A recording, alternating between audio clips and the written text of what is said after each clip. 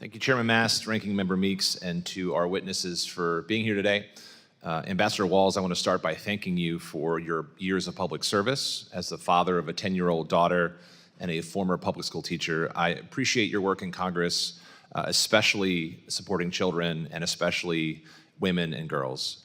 But I have to start with a topic that I've discussed with many of your colleagues across the administration during these hearings, and I do so because it is so foundational to the work that we do here.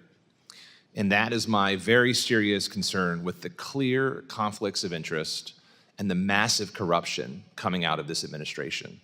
So I want to ask you, from your personal perspective, your own values, do you think it's wrong for elected officials and their families to profit from positions of power? Do I think it's wrong? Just generally speaking? Your personal values, yes, sir. I'm pleased to hear that. So I guess the question then is, how do you square that circle working for a president who just last year made 20,000 stock trades, including companies who benefit from markets that he is actively manipulating, whether that's through announcing ceasefires, reversing course and allowing chip exports, or simply promoting these firms on his social media? How can you say it's wrong but be silent as the president's sons benefit from mining deals paid for by U.S. taxpayers? As one of America's top diplomats, as a former member of Congress, does that not conflict with your values, sir? Well, let's not talk about Congress and the stock trading that I support a full ban. I think it's wrong for any member to trade. That wasn't the question, though, sir. I hope to see that bill passed. I'm on the discharge petition.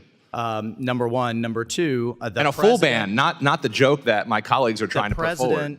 Members of his cabinet have all complied with the Office of Government Ethics, as have myself. We have ethics rules in place. We have an agency that oversees So you ethics. think it's we all subject ourselves to the Senate and to this office and receive that clearance before we come for confirmation. So you're okay with the president's stock trades? In accordance with transparency and in accordance with the rules of the Congress, we publicly put our finances out there every year in our financial disclosures. So you're comfortable with the president buying stocks in companies like energy before he announces a ceasefire? You're comfortable with? The president is complying with the ethics rules as they sit on the books. Do you think that they should be changed? Do I think that they should be changed? I'll leave that to this august body. Well, I'm trying to change the United Nations, which makes this look like an appetizer. Well, I think it makes your job harder because these conflicts of interest, the president's insistence on outsourcing high-stakes diplomacy to family members and business associates impacts our standing in the world in a profoundly negative way. They impact your ability to effectively do your job as one of our country's top diplomats. Can I just answer your question? I have never regularly deal with Secretary Rubio, with the president.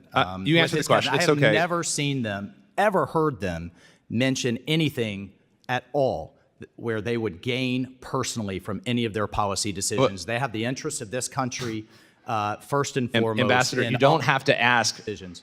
People don't often announce I'm corrupt. But we can see it plainly when the president has put billions of dollars in his pockets and the pockets of his associates, of his children, of his friends, of Mr. Witkoff, of Mr. Kushner. If you can't see it, sir, that's on you. But the truth is, whether you can look past it, and you're choosing to look past it, which is fine, but the world is watching, and it is impacting our national interests. I deal with them on a regular basis. You're in this role, Ambassador, and that's fine. So I'm going to go back to the first topic I mentioned. One, I think we actually agree on because we clearly disagree on this one. I think the corruption the president is executing is morally wrong. It should be legally reprehensible, and I think he should be out of office. But UNICEF has been one of the government's strongest and most transparent partners. Do you agree that UNICEF's field presence and cross-sector capacity make it a natural partner of choice for the U.S.? UNICEF is led by an American. It could always do things better. Often, both their mission at times is duplicative of others, like World Food Program, like UNHCR, and other organizations, but we are working with them through our pooled funding model to streamline their mission. Okay, the organization's yet to receive its fiscal 26 core resources, even though we've appropriated funds. I'll follow up there with a few written questions. But I'll just end and say we have to be better. Any one issue of corruption this president has perpetrated would have ended prior presidencies, and I just hope that you and your colleagues can speak up and find the courage to push back against what's happening here. And with that, I yield back.